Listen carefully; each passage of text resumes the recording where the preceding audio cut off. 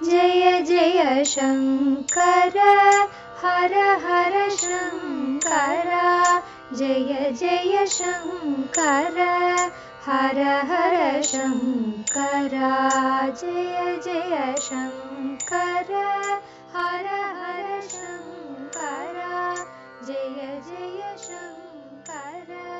சௌந்தரிய லஹரி தெய்வத்தின் குரல் 6ஆம் பாகம் நூற் சிறப்பு. மூன்றாவதான சௌந்தரிய லஹரியை பற்றி கேட்கவே வேண்டாம். பூலோகம் ஏற்பட்ட நாளாக இதற்கு முந்தியோ பிந்தியோ இவ்வளவு பூர்ணமான சௌந்தரியம் உள்ள வாக்கு தோன்றியதும் இல்லை, தோன்ற போவதும் இல்லை என்று சொல்லும்படி எத்தனை தரம் சொன்னாலும் கேட்டாலும் அழுக்காத அழகு வாய்ந்ததாக தெவிட்டாத மாதுரியம் உள்ளதாக இருப்பது சௌந்தரிய லஹரி. மூக்க பஞ்சசத்தியிலும் மாதுரியம் இருக்கிறதென்றாலும் அதைவிட இதில் காம்பீரியமும் சேர்ந்திருக்கிறது. மார்த்தவத்துக்கு அதாவது மிருதுத்தன்மைக்கு பஞ்சசதி, காம்பீரியத்துக்கு சௌந்தரிய லஹரி என்று கூட சொல்வதுண்டு. அதனால் இதிலே மார்த்தவம் குறைச்சல் என்று அர்த்தமில்லை. ஆனாலும் ரொம்பவும் எளிய பதப்பிரயோகம் என்று சொல்ல முடியாது.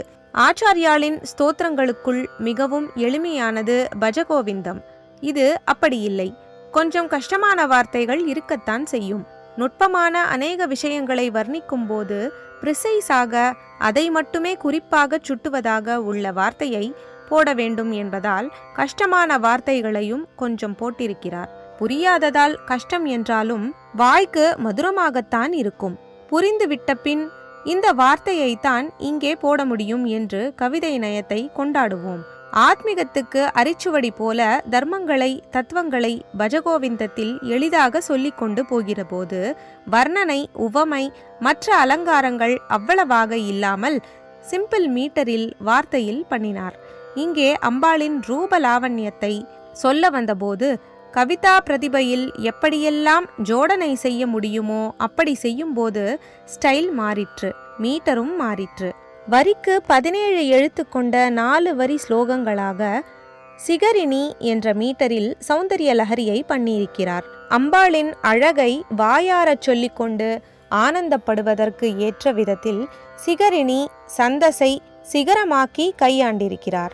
42வது ஸ்லோகத்திலிருந்து ஆரம்பித்து 100 முடிய பண்ணி இருக்கிற ஸ்வரூப வர்ணனையில் அம்பாளே நம் நேரே தரிசனம் கொடுத்தால் எந்த மாதிரி ஆனந்தமாய் இருக்குமோ அந்த மாதிரி ஆனந்தப்படும்படியாக வார்த்தைகளையும் வர்ணனைகளையும் ரசபாவங்களையும் பொழிந்து அனுகிரகித்திருக்கிறார். ஒரு பெரிய சிற்பி அர்ப்பண புத்தியோடு ஒரு தெய்வ சிற்பத்தை பண்ணுகிற போது அதிலே எப்படி அந்த தெய்வமே வந்து குடிக்கொண்டு விடுகிறதோ அப்படி உயர்ந்த நிலையில் அனுபவித்து அந்த அனுபவமும் வாக்கும் அவளே கொடுத்தது என்ற அர்ப்பண புத்தியோடு ஆச்சாரியாள் இதை பண்ணி இருப்பதால் ஸ்தோத்திரமே ஸ்தோத்தரிக்கப்படுகிற அம்பாளின் ஸ்வரூபமாக இருக்கிறது. கொண்டை மாலை கட்டும்போது பூவாக சரம் கோத்து அந்த சரங்களை ஒன்றோடொன்று முறுக்கிச் சேர்த்து ஜரிகை ஜிகினா தைக்கிறது போல அக்ஷரங்களை பதமாக தொடுத்து பதங்களை வாக்கியமாக தொடுத்து ஒவ்வொரு ஸ்லோகத்தையும் பண்ணி